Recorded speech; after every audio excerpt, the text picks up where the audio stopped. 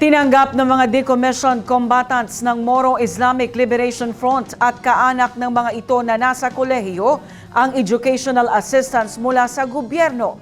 Sa ceremonial program kaninang hapon, 404 college students ang tumanggap ng tig 25,000 pesos o may kabuuan na 10.1 million pesos. Ang hakbang ay alinsunod sa isinasaad sa Annex on Normalization ng Comprehensive Agreement on the Bangsamoro o CAB, kung saan kasama sa Socio-Economic Development Programs ang provision ng Educational Assistance Program o EAP. Ang detalye sa report. Isa-isang tinanggap ng mga benepisyaryo ng educational assistance mula sa gobyerno ang 25,000 pesos na halaga ng tseke sa ginanap na ceremonial program kaninang hapon sa Sharif Kabunsuan Cultural Complex o SKCC. Sila ang mga decommissioned combatants ng Moro Islamic Liberation Front at kaanak ng mga ito, nakasalukuyang naka-enroll sa kolehiyo. Sa kabuuan, mayroong 404 college students ang tumanggap ng educational assistance para sa second semester ng academic year 2024 to 2025 na may kabuuang halaga na 10.1 million pesos. Isa sa mga benepisyaryo ay ang third-year college student na si Samsudin Saptula. Kumukuha siya ng kursong Bachelor of Arts in Islamic Studies sa Mindanao State University, Maguindanao. Moving on, my father was a dedicated and a loyal man, respected even by their commanders. Palagi silang nasa tungkulin kasama ang aking mga kuya. Kaya kami lang ng aking ina ang naiiwan sa aming bahay. Lubhang naapektuhan ng aming pag-aaral at ang aming pamumuhay dahil sa palagiang labanan. Minsan habang kami ay nag-aagahan, ay sumabog ang bomba malapit sa amin, kaya dali-dali kaming lumikas.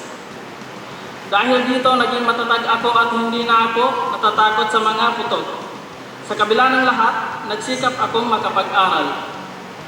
But then it happened, the peace talk between the government of the Philippines and the Moro Islamic Liberation Front. Ipinaglaban pa rin nila ang gusto nilang kapayapaan. At ito na nga ang unang yugto ng kapayapaan na ating nararanasan. It is as mentioned by Allah subhanahu wa ta'ala in His Holy Book, chapter 94, verse 6. Bismillahirrahmanirrahim. Inna ma'al usri yusra. Indeed, with hardship comes ease.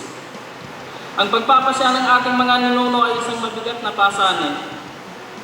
Matagal nilang ipinaglaban ang kanilang karapatan, ngunit para sa ikabubuti ng kanilang pamilya ay pinili nila ang kapayapaan.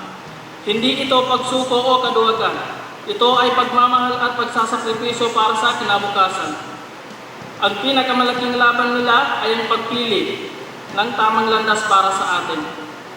Ngayon, bilang benepisyaryo ng programa para sa mga anak ng mga decommissioned combatant, nakikita ko ang bunga ng kanilang pagsasakripisyo. Ang tulong pang-edukasyon na ito ay hindi lamang regalo, kung hindi, isang pamuhunan sa aking kinabukasan at sa kinabukasan ng aking pamilya.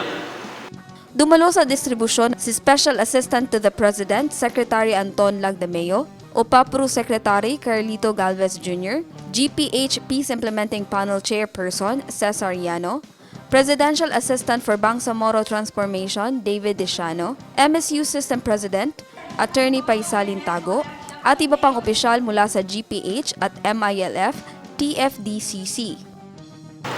Under the Annex A of Normalization CAP, the Educational Assistance Program is one of the most important socioeconomic initiatives that will have greatest impact on the lives of our Moro Islamic Liberation Front members and their families. By investing in long-term interventions such as this educational initiative, our goal is to improve the quality of life of our decommissioned MILF combatants and help produce at least one professional for every family of our DC. Ladies and gentlemen, especially yung mga ating mga dependents ng combatant, alam nyo, ito ang isa sa nakikita natin na pag-asa ninyo para guminhawa ang inyong buhay. I've been like you before na talagang wala akong pang-aral, titinda ko ng balot, titinda ko ng mga ice candy at saka ito pa, just to have my allowances. Pero dahil nga hindi kami makapag-aral, pumasok ko sa PMA, and then yun, nabigyan ako ng scholarship. And then this is the gift of the national government under President Marcos na maibigay sa inyo because education is the best gift that we can give to you because education will unleash your potential to make you productive and to make you the best person that you want to be. So, by investing long-term interventions such as education initiative, our goal is to improve the quality of life of our decommissioned kabataan. Gusto namin ma-improve yung mga buhay ninyo. Alam namin sa inyo maraming pumunta ng lupa, maraming tinatawag natin naghahalaga ng mga hayop. Marami sa atin talagang minsan hindi tayo nagkakaroon ng almusal. Minsan nagtatrabaho tayo sa gabi para lang makapag-aral. And I believe this is the opportunity for you to grow, to improve yourself, and also to have a good life.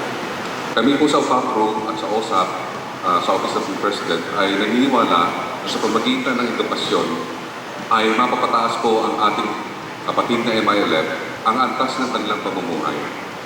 Ito po ay pangarap ng ating mahal na Pangulo Ferdinand Marcos Jr. para sa inyo lahat. Ang sabi nga niya, we wanted to improve our decency and our quality of life. Ang sabi nga niya, the government only have 3 objectives. Number 1 is to improve the lives of our people. Number 3 is to have yung people's prosperity and also yung human decency and the rule of law. Layunin naman ng event na ipakita ang matibay na commitment ng national government at ang MILF sa pagpapabuti ng kabuhayan at edukasyon ng mga dating combatants. Sa ilalim ng Annex on Normalization ng Comprehensive Agreement on the Bangsamoro o CAB, bahagi ng commitment ng gobyerno ang pagpapatupad ng mga socio-economic development programs para sa mga decommissioned combatants ng MILF at kanilang mga komunidad. Kabilang dito ang Educational Assistance Program o EAP para sa mga dating combatants o kanilang mga kaanak na kasalukuyang naka-enroll sa kolehiyo. Para masigurong tuloy-tuloy ang pagpapatupad ng EAP, pumirma ang Office of the Presidential Advisor on Peace, Reconciliation and Unity ng panibagong Memorandum of Agreement kasama ang Mindanao State University System. Sa ilalim nito, naglipat ang UPAPRO ng halagang 23,113,200 pesos para suportahan ang 900 college students. Bawat kwalipikadong estudyante ay makakatanggap ng 25,000 pesos para sa second semester ng school year 2024 to 2025 na makakatulong sa kanilang gasto sa tuition, libro, uniforme, tirahan at iba pang miscellaneous fees. Ang Socio-Economic Development Unit Task Force for Decommissioned Combatants and their communities ang nagsagawa ng serye ng student orientation para sa mga proposed beneficiaries sa iba't ibang bahagi ng Mindanao noong Pebrero hanggang Marso 2025. Ang aktibidad na ito ang nagpadali sa pagproseso at pagsusumite ng requirements ng 900 student grantees. Jen Garcia, iMinds, Philippines.